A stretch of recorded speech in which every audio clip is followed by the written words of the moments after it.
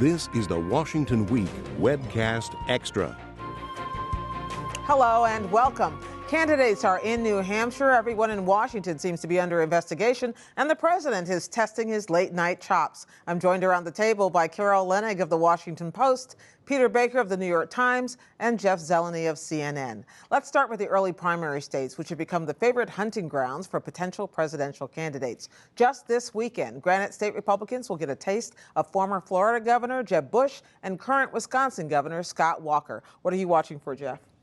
Well, it's Jeb Bush's kind of debut. He's done his Iowa one, now he's doing New Hampshire. So he is the one to watch in general. Are people going to view Jeb Bush through a fresh lens, a lens of his own, or are they going to view him through the prism of his brother or his father? Jeb Bush hasn't been in New Hampshire in 15 years. In a long time. Yeah. And the Bush family has kind of a mixed history with New Hampshire. It was kinder to his father, not as kind to his brother. But I think what we're watching for is, are conservatives going to give him a shot? A striking number in a Wall Street Journal NBC poll this week showed that almost half of Republicans say that they wouldn't vote for him. So that is, and of course that will change. So either he's peaked or it's just a blip.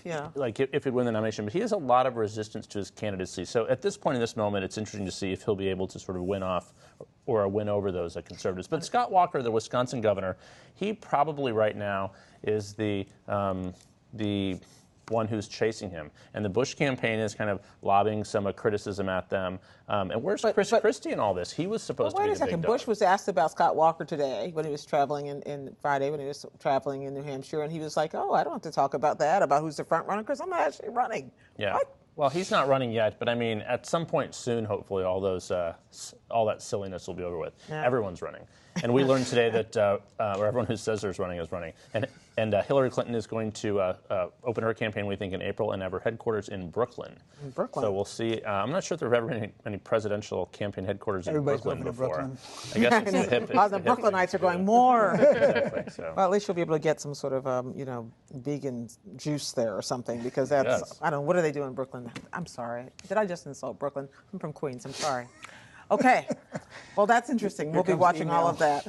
Carol, I want to talk to you about some other stories you've been working on, which is Bob Menendez, senator from New Jersey, Democratic senator from New Jersey, has had this cloud over his head for a long time. And finally, as you reported, he's under investigation. What for?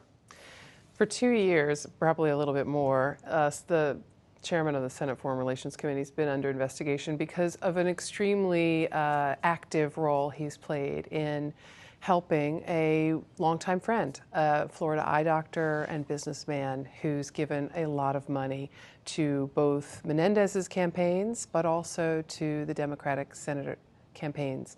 I think about $700,000 the last cycle around. The efforts that Senator Menendez has engaged in to try to help this doctor, Sal Melhan, were quite vast and varied. One of them was intervening with the top leaders of the Health and Human Services Agency to try to make sure that a ruling that would cause this doctor to be cited for $8.9 million in overbilling would go away. Another was to try to help this doctor with the enforcement of a strange contract involving port screening in the Dominican Republic. Senator Menendez reached into the bowels of the Commerce Department and the State Department and was encouraging these officials to put pressure on the Dominican government to try to help his friend. Sometimes he mentioned his friend by name, many times he did not. And the question before prosecutors is, did he do this as a quid pro quo? There is not evidence of a quid pro quo, and it will be a tough case. It's not a slam dunk, because if you're receiving things of value from a longtime friend, that's not unusual. If you reach out to help any constituent, that's not unusual. It's when, as we all learned from the Governor McDonald case, where I spent a lot of time in those fields, it's when you are pretending someone's a friend and you just met them when they offered you their plane when you became governor. That becomes a question. I want to ask you about one other thing. Sure. On the Secret Service point, wrapping that up, there was a plea deal involving the guy who got over the fence and ran through the front door with a knife of the White House, and he pled guilty. Yes, a new superseding indictment actually added new charges that involve Oscar Gonzalez's more the fulsome role that he had as he jumped over the fence that night in September last year, ran through the White House with a small knife, tackled an officer or two on the way, buffaloed through the guard at the front gate.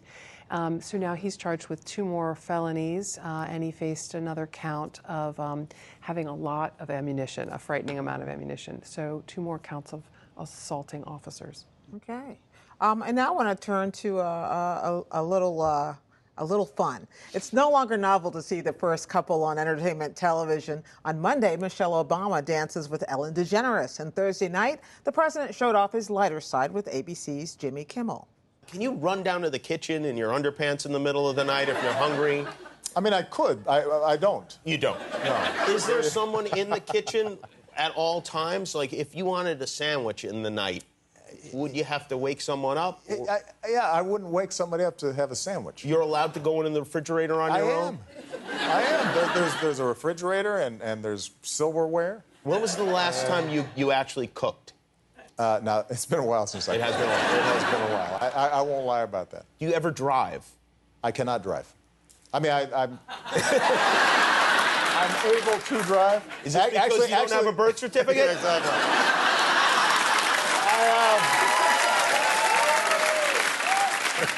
In Kenya, we drive on the other side of the street. Okay, so that was funny. That was funny. But does this stuff work? Why do they do it? Well, it's funny because he's got a reputation, right, for being reserved, detached, aloof maybe, and this shows a different side of him. This shows a funny side, a relaxed side. He did seem to be having fun. I don't know how much it penetrates, but I think it does kind of play against the image of him that hasn't helped him in politics, and look, he looked like he was just having fun. I'm not sure it had necessarily a bigger purpose. You know, it's interesting. This was a week that began with the president delivering a very emotional and very impactful speech in Selma, Alabama, on the 50th anniversary of the march across the Edmund Pettus Bridge. You were there, I was there. It was quite something. And he ends up also showing emotion in a different way with Jimmy Kimmel. But let's go back to Selma's speech for a moment. I was struck by how far he went with it. Yeah. He's often criticized for not talking more bluntly about race, for not being more emotional when he talks about it, but he seemed prepared to do that this time. Well, it's a real moment. He's standing there at this bridge, named for a Ku Klux Klan Grand Dragon, with John Lewis, who had his head beaten in, basically, 50 years earlier. How would you not feel some power of that moment, and understanding that led directly to his presidency, right? It's because of the national revulsion and what happened at Selma that we had the Voting Rights Act 5 months later that year. Without the Voting Rights Act, you would never have had the kind of careers that would have ultimately lead to a next generation, a Joshua generation figure, as he used to put it, like Barack Obama. So yeah, he did, I think, feel, and he brought his 2 daughters with him. Mm-hmm. And I think that was important. The next day, by the way, he came back to Washington, and then suddenly we get this little pool report. He's in the motorcade. We didn't know he was going anywhere, and he goes to take them to see the original copy of Lincoln's second inaugural address. So last weekend was clearly an educational weekend for the Obama daughters. And he was clearly in a moment where he was thinking a lot about that. It was definitely a moment. I tell you, there were 40,000 people, according to the police, on the streets of Selma, a little tiny town, only 19,000 people. 40,000 people there, and when the president was speaking, in fact, when John Lewis was speaking, you could hear a pin drop.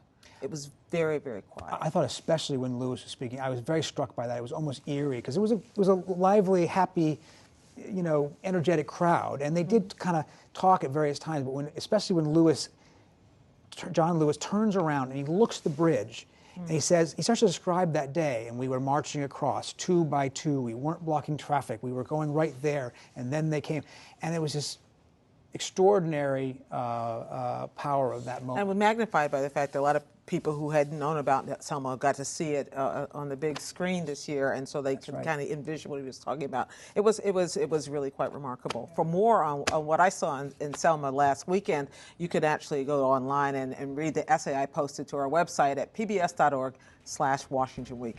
And we'll see you again next week on the Washington Week Webcast Extra.